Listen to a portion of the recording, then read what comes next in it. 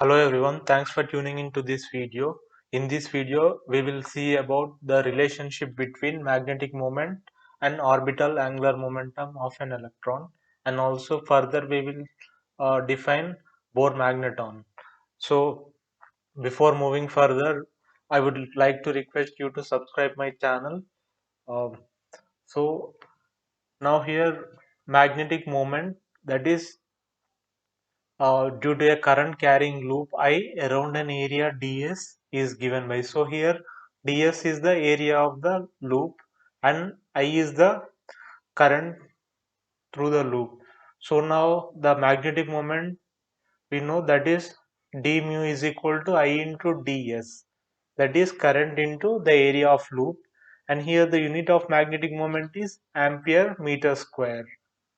So now the magnetic moment points normal to the plane of current. Suppose if the current is flowing in the xy plane, then the magnetic moment will point in the z direction. Therefore, it can be either parallel to or anti-parallel to the angular momentum vector. So here uh, the angular momentum vector is either parallel or anti-parallel to the magnetic moment. So of the electron moving in the orbit. So whenever electron is moving in the orbit, it's like a current, because current is nothing but moving charges. So electron has a charge and it is moving in the orbit. So that corresponds to current in the loop. And here the angular momentum of that moving electron, it is in the z direction in case it is moving in xy plane. So based on that, we get mu is equal to, when we integrate d mu, we will get the total, uh, that is momentum, that which is nothing but integration of I into ds.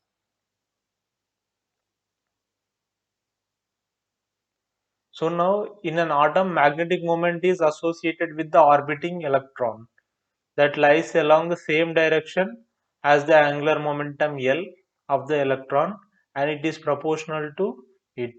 So the magnetic moment is associated with the orbiting electron and it is in the same direction as angular momentum. Here we have denoted angular momentum with L and is proportional to it. So here magnetic momentum is directly proportional to angular momentum, and when we remove the proportionality, we get gyromagnetic ratio, that is proportionality constant.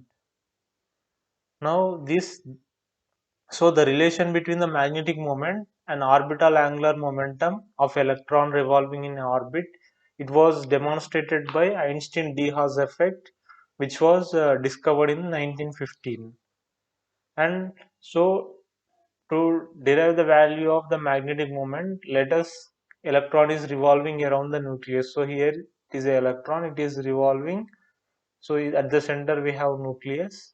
Electron is revolving in this orbit with the velocity v, and this orbit has principal quantum number n. So it is n orbit. So nth orbit you may say, and the radius of this orbit is r. The current I around the loop of nth orbit is I is equal to minus e by tau. So here current is nothing but charge by time. So here E is the electron charge, and where tau is the time taken for one revolution.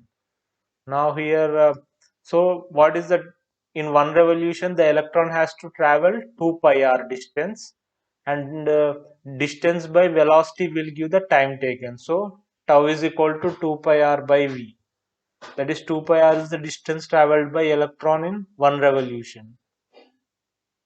Now magnetic moment of electron in nth orbit is equal to I into its area of that orbit.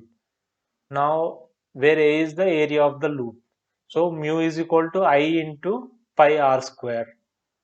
Pi r square is nothing but area of that loop, as r is the radius. Now Bohr postulated that electrons revolve around the nucleus in definite energy levels called orbits in an atom without radiating energy. So as long as the electron is in the particular orbit, it doesn't radiate or doesn't absorb any energy.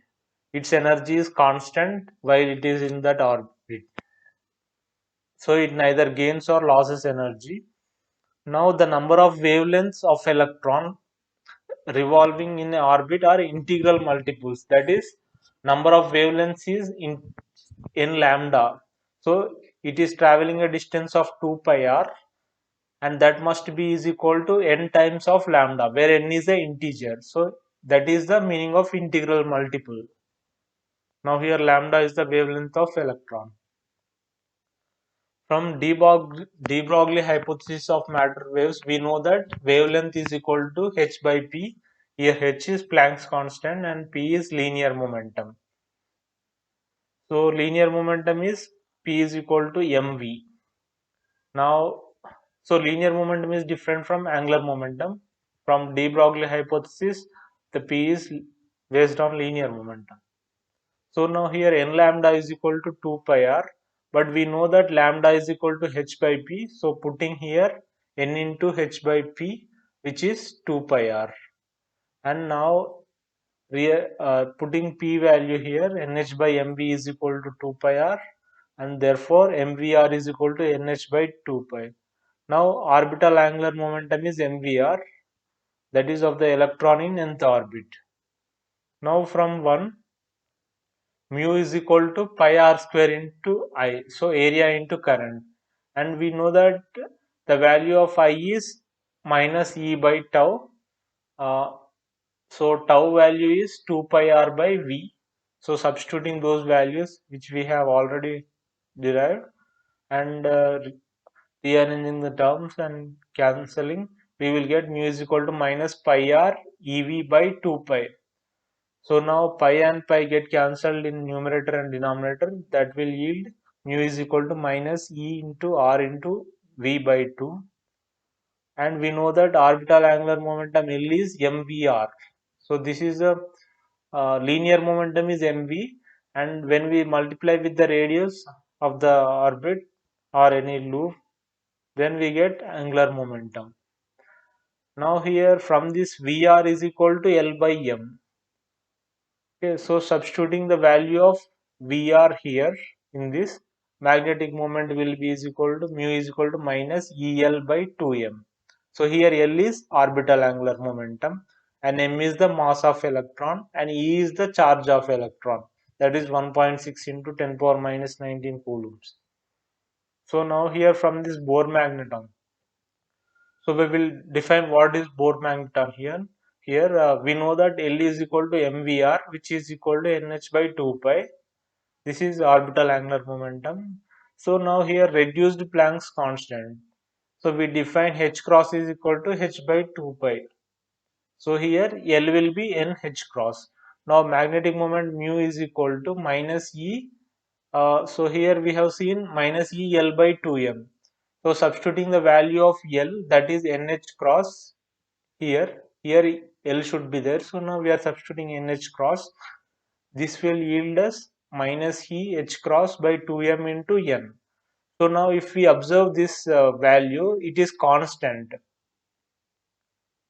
So here E is charge of electron and h cross is h by 2 pi. This is constant. Charge of electron is constant. Mass is constant. Mass of the electron is constant by 2 into n.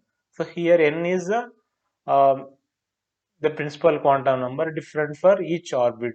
Now here mu b is Bohr magneton, which is constant, and magnetic moment in orbit is proportional to principal quantum number n. So now from this you may calculate the value of Bohr magneton mu b. So here mu b is nothing but Eh cross by 2m. So please calculate this value and write in the comments. So this is how we have defined the relation between orbital angular momentum and magnetic moment, and also we have derived the value for Bohr magneton. So thank you for watching this video, and please share with your friends. if you like this video.